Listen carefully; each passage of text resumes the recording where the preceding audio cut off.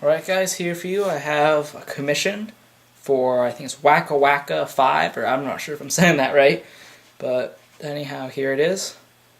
It's pretty much the exact same as the last one, except I did something a little bit different with the trigger right here.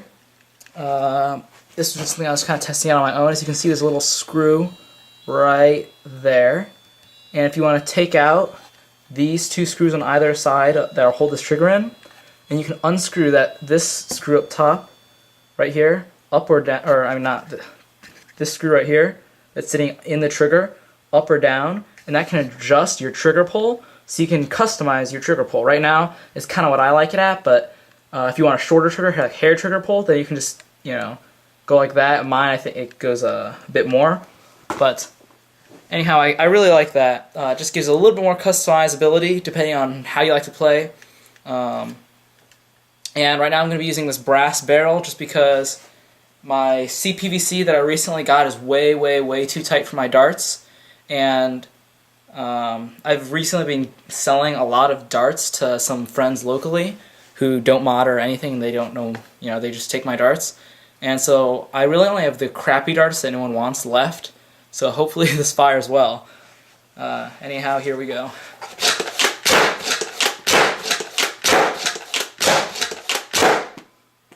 Yeah, and I say my darts are really crappy because my foam is Home Depot foam. And, where's the dart I'll get here? Okay, here's just a dart with where the head fell off. And if you can tell, it's super loose. This is 17, if it'll zoom in, or if it'll focus. Okay, whatever. Well, trust me, this is 17 32" brass. And the foam is so loose, I can just blow it out. I don't know if you saw that, but I just blew it out the end of here, and because my foam is so bad. So this barrel is actually 17 32" in PETG just to protect it, and there's 1/2" brass that goes from right here to here, just because it's actually 1/2" brass that's tight on my darts. So my darts aren't really the best fit, but they're still getting great ranges with this barrel. Because my CPVC barrels, they don't even, my darts are still too tight for it, so it's kind of weird. But anyhow, I'm going to be sending this out to him, so Waka Waka, completely dry fireable. I actually added a little bit extra padding just to see how it would be. It makes it a little bit quieter, which is nice. But if you like this, then you can send me the rest of the payment and just confirm. If you have any more questions, then you can message me also. I'll do a close-up like this. And usually what I do is I always try to make the words of the PVC go on bottom, just because that's the least part ever seen. But, I mean, that's just something I do for myself. It also helps me line everything up, so when I want to put the handle on and screw it on, then it helps have a guide where the bottom of the PVC is. Anyhow, there's that. But the main part of this video is going to be for this. It's a bow. This is actually one of my first videos. I made a bow, or I showed a bow on it. And this one has, of course, you can see in the clear clip, just 2 streamlines at the end, so you can show streamlines, and then a bunch of Stephens in this barrel. And it's RSCB. But one thing I want to note is that back here, you can see how it's this string that's actually going to be hitting the back here. And instead of going through the T-coupler, the T-coupler, the string goes through the CPVC right here, the plunger rod, and that pads it so it makes it completely dry fireable, which is really nice. And it makes the bow a lot quieter, which is just really nice. I like it a lot. Anyway, you can get monster draw. If you can see here, I'm just getting a huge amount, like over 12 inches of draw. Whew. And, well, my clip just flew off because, again, my CPVC is super tight. I'm not even sure it can accept these streamlined darts. I might have to get some new pipe.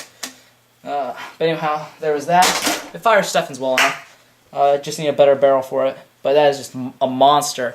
And it is so big just because I made that for my shop teacher as a thank you gift, because he's been letting me use a lot of his tools so I can build these rainbow pumps and just get more into nerfing. So it's big because he's a big guy. I don't remember, he's like 6'10" or something, 6'11". He's humongous. So hopefully he'll really enjoy this.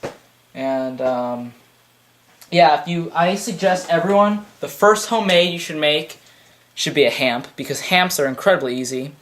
But of course, they usually, to make them effective, require a Y. So if you can't make a hamp because you don't have access to a Y or don't want to get one, then make a bow. And this is just another thing. It's really, really nice to have this. If you can hear, it's so quiet. Hold on, let me take this off because it's so quiet. I mean, there's like nothing there. Just so nice. I also put an end cap over one end. So I tighten it to the tension that I think is really, really good, both ends. And then I tighten one, I loosen one, so it's only 3 wraps around. If you can see up here, it'll be 3 wraps around. And then I tighten it the rest on this end, cap this end, and that way I always know to get to the proper tension, I only need to do 3 wraps. And I hope that makes sense to you guys, but this is a really easy way to help me get to the right tension for the bow really, really easily. And of course you can tighten this or loosen this to get different power, but I just think the dry fire ability is so, so nice, and it's so quiet. Like if I fired this without hitting the box, then it's just, you know, really like eerily silent. It's awesome. Anyhow, thanks for watching.